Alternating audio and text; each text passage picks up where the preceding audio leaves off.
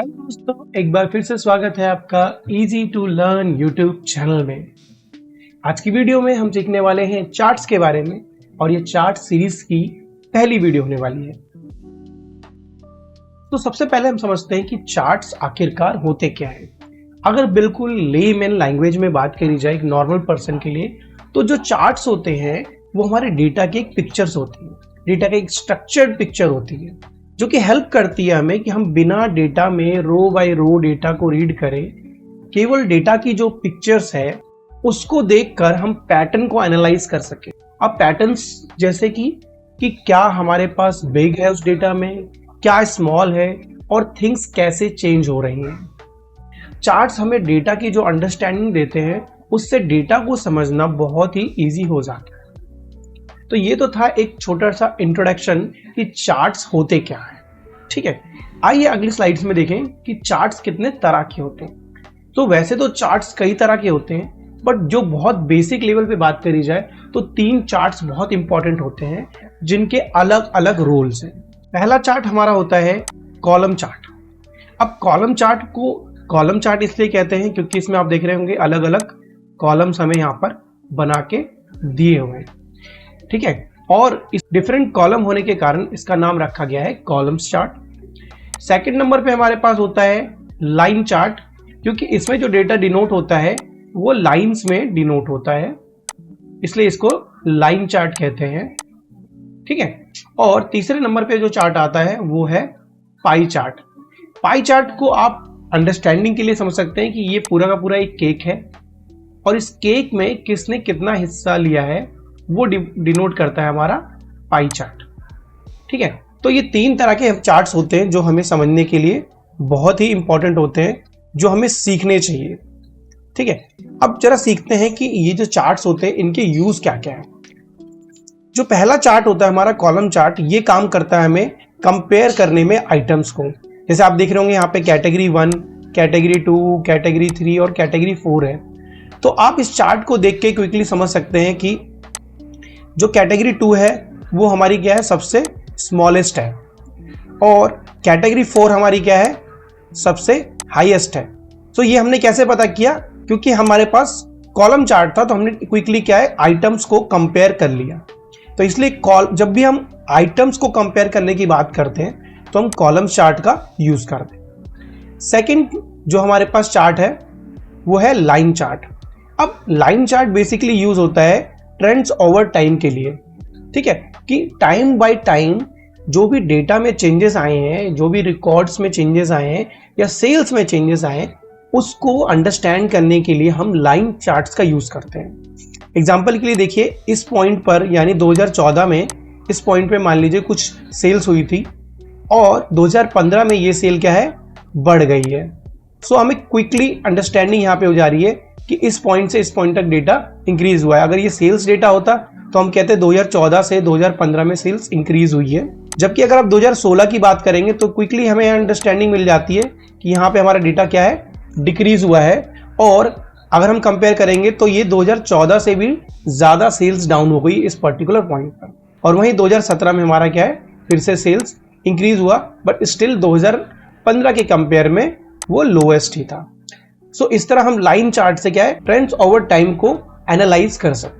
Third हमारा होता है पाई चार्ट। जैसे मैंने आपको पहले भी बताया कि ये एक केक की तरह होता है जिसमें किसका कितना हिस्सा है, यानी डिस्ट्रीब्यूशन को समझने के लिए हम पाई चार्ट का यूज करते हैं। सो पाई चार्ट की खासियत क्या होती है, पाई चार्ट की जो टोटल वैल्यू होती है वो हमेशा 100% होती है। ठीक है, हालांकि इस चार्ट को आप नंबर पे भी बना सकते हो, सारे चार्ट्स नंबर पे बनते हैं, but pie chart specially percentage पे बनाया जाता है क्योंकि इस पूरे पाई का जो डिस्ट्रीब्यूशन माना जाता है 100 माना जाता है।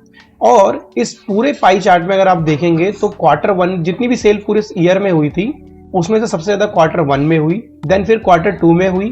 ठीक है, और Q3 और Q4 की सेल ऑलमोस्ट सेम है। ठीक है, तो चार्ट्स का जो बेसिकली यूज था, जैसे मैंने आपको पहले भी स्लाइड में बताया कि हाईएस्ट कौन सा है और लोएस्ट कौन सा है, ये पता करने के लिए किया जाता है। अब जरा समझ लेते हैं चार्ट्स की प्रॉपर्टीज क्या होती हैं। चार्ट्स में हमें बहुत सारे एलिमेंट देखने को मिलते हैं, इनके क्या नाम होते हैं और इनके क्या क्या यूज होते हैं। जैसे सबसे पहला ऑप्शन जो आप देख रहे हैं यहाँ पे, जो मैंने लिखा था कॉलम चार्ट्स का, इसको हम कहते हैं चार्ट टाइटल।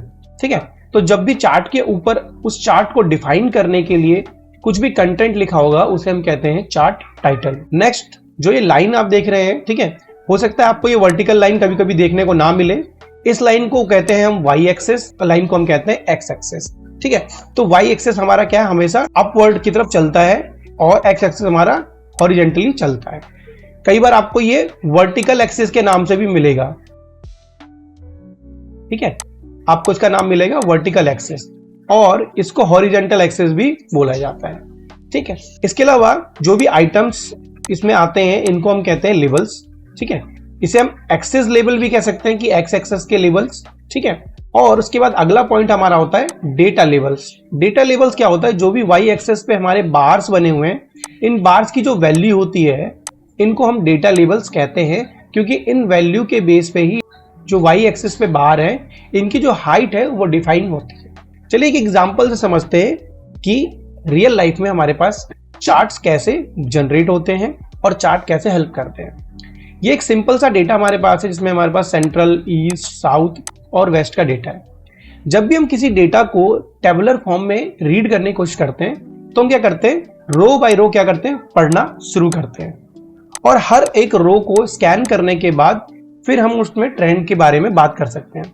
यानी जब हम पहली लाइन पर होते हैं तो हमें नहीं पता होता कि ये जो वैल्यू है ये हाईएस्ट है या लोवेस्ट है। फिर जैसे हम सेकंड वैल्यू पे जाते हैं तब हमें कंपेयर होता है कि अच्छा ये वाली वैल्यू सेकंड वैल्यू यानी ईस्ट हमारा हाईएस्ट है। पर जैसे हम थर्ड वैल्यू पे जाएंगे तो हमें पता चलेगा कि हाँ स्टिल हमारा हाईएस्ट ईस्ट है और साउथ हमारा जो है अब थर्ड पोजीशन पे आएगा। तो जैसे हम वेस्ट पे पहुंचते हैं तो हमें पता चलता है कि हमारी हाईएस्ट वैल्यू तो क्या है, वेस्ट में है। तो वेस्ट हमारा फर्स्ट हो गया, उसके बाद हमारा ईस्ट सेकंड हो गया, ये हो गया हमारा फर्स्ट, ये हो गया सेकंड, उसके बाद ये हमारा हो गया थर्ड जो कि सेंट्रल है, और साउथ हमारा फोर्थ है। ठीक है, अब इस तरह से एक नॉर्मल पर्सन क्या डेटा को रीड करता है और उसमें एनालिसिस परफॉर्म करता है। बट जैसे अगर मैं इस डेटा को कॉलम चार्ट में कन्वर्ट करता हूं और लेबल्स ना भी रखूं तो आप इजीली समझ सकते हैं लोएस्ट हमारा क्या है, साउथ है, हाईएस्ट हमारा क्या है, हमारा हाईएस्ट वेस्ट जोन है, और उसके बाद आपके जो दो भी रिमेनिंग बचे हैं उसे आप क्विकली अंडरस्टैंड कर सकते हैं। सो विदाउट आप इन लेवल को पढ़े सबसे पहले आपको पता चल जाता है आपका हाईएस्ट और लोएस्ट, वो भी विद इन अ सेकेंड। इसलिए डेटा को वन बाय वन रीड करने से अच्छा होता है कि हम उसे चार्ट्स में कन्वर्ट करें। ठीक इसी तरह अगर मुझे डिस्ट्रीब्यूशन समझना हो कि मान लीजिए टोटल सेल्स है, अब मुझे समझना है कि सेंट्रल जोन का डिस्ट्रीब्यूशन ईस्ट, साउथ और वेस्ट का कितना है, तो हम यहाँ पे पाई चार्ट की मदद से डिस्ट्रीब्यूशन को भी डिनोट कर सकते हैं कि वेस्ट में 32%, ईस्ट में 29%, 22% एंड 17% सेल्स हमारी हुई। सो आज की वीडियो में ये था हमारा चार्ट्स का इंट्रोडक्शन। आने वाली वीडियो में हम डिटेल्स में चार्ट्स के सारे एस्पेक्ट्स को समझेंगे, कितने तरह के चार्ट्स होते हैं, चार्ट्स को फॉर्मेट कैसे किया जाता है। ठीक है, सो अगर आपने अभी तक चैनल को सब्सक्राइब नहीं किया तो सब्सक्राइब कर लें ताकि आने वाली वीडियो का नोटिफिकेशन आपको जल्दी मिल जाए। मैं मिलता हूं आपसे अगली वीडियो में, तब तक के लिए बाय।